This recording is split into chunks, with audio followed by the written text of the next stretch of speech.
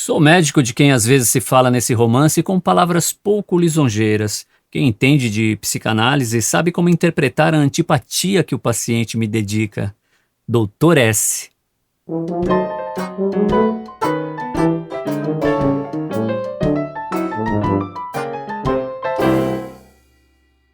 Bem-vindo ao canal Marcador, a vida entre páginas e livros, e o destaque de hoje é A Consciência de Zeno, de Ítalo Svevo, livro que foi publicado em 1923, aqui no Brasil teve várias edições, a minha edição aqui é da Biblioteca da Folha, mas saiu por várias editoras, e essa edição tem uma bela tradução aí do Ivo Barroso, uma boa tradução, a leitura flui muito bem. E esse é um romance muito importante aí para a literatura italiana, para sua época, né? Ele foi publicado em 1928, como eu disse, e é um dos primeiros romances assim a usar a psicanálise como estrutura e trama do romance. Assim, o Ítalo Svevo foi um dos primeiros escritores a usar as ideias freudianas aí num romance.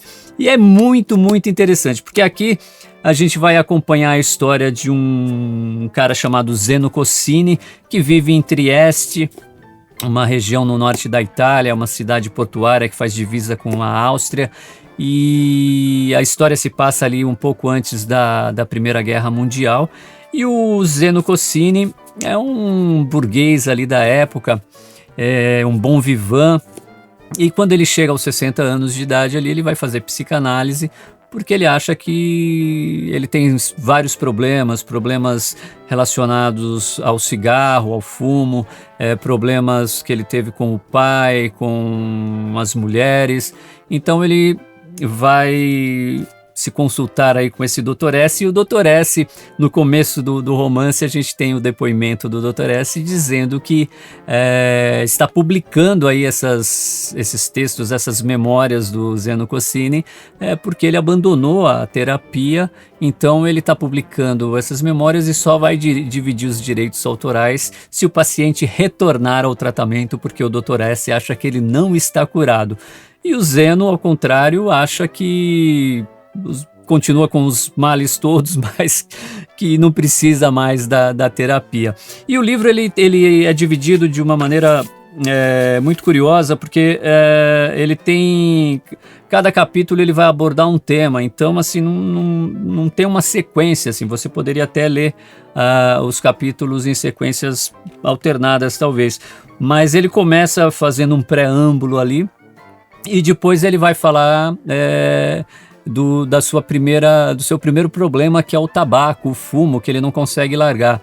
Mas ele leva isso de uma maneira, e daí a gente vai percebendo um pouco da personalidade aí do Zeno. Ele é um cara que vai deixando as coisas, e é um cara que, apesar de se queixar muito, né, achar que tem problemas, tal, ele é um cara que tem uma boa estrela, assim, a vida sempre se encarrega de levar o Zeno Cossini para uma situação em que ele se dê bem.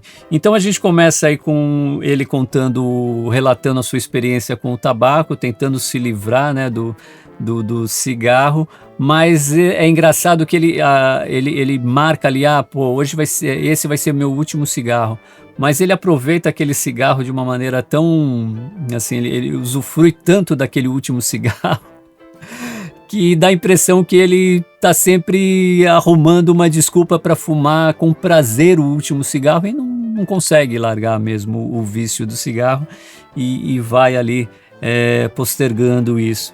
Depois a gente vai ter o capítulo da morte do pai, né, do Zeno Cossini, que também ele não tinha uma relação muito boa com o pai, ele se relacionava melhor com a mãe, mas assim, era uma relação que dava para se levar. E quando o pai está ali para morrer, acontece um incidente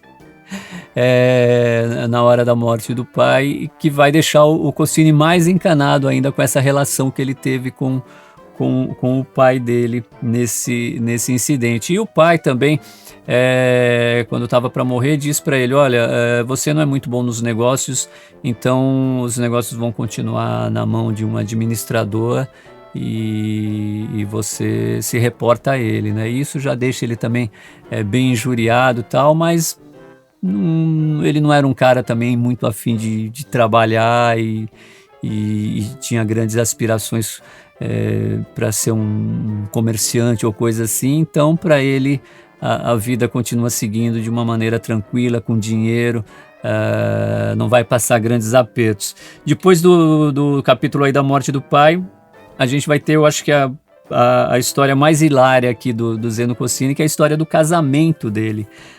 Depois que o pai morre, ele vai conhecer um senhor na Bolsa de Valores, esse senhor vai gostar dele, e eles vão ficar amigos, e o senhor vai falar para ele: olha, eu tenho 4 filhas, gostaria que você fosse conhecer minha família e tal. E ele vai e começa a ficar mais próximo da família desse comerciante que ele conhece na Bolsa de Valores, e ele vai se apaixonar por uma das filhas dele.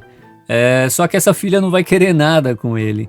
Então ele vai pedir essa filha em casamento, ela vai dizer que não é a fim de casar com ele.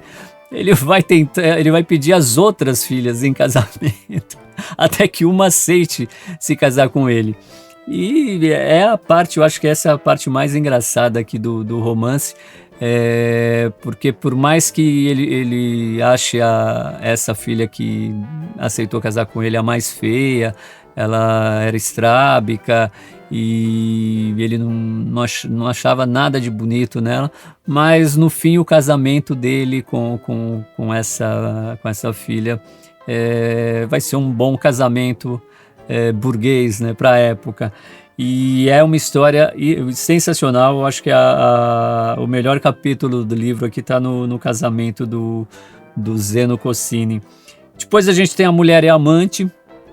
Ele vai arrumar uma amante, vai se sentir culpado, mesmo achando que não gosta tanto assim da mulher, mas daí ele vai, quando ele arruma amante, ele vai descobrindo que ele até gosta muito da mulher e tem muito respeito pela esposa. Daí a gente tem a história de uma sociedade, também ele vai fazer sociedade com o cunhado dele, que na verdade é o cara que vai casar com a primeira filha que ele pediu em casamento.